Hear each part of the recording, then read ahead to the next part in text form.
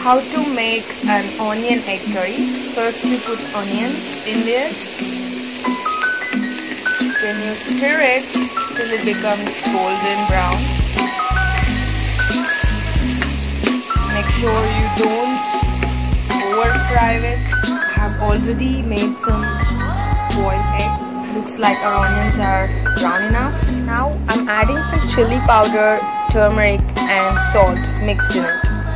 I've made a pre-mixture one. There you go. You can see the onions mixed with the mixture. Now we are going to add some water. As you can see, our onions are getting fried. Add the eggs to the mixture.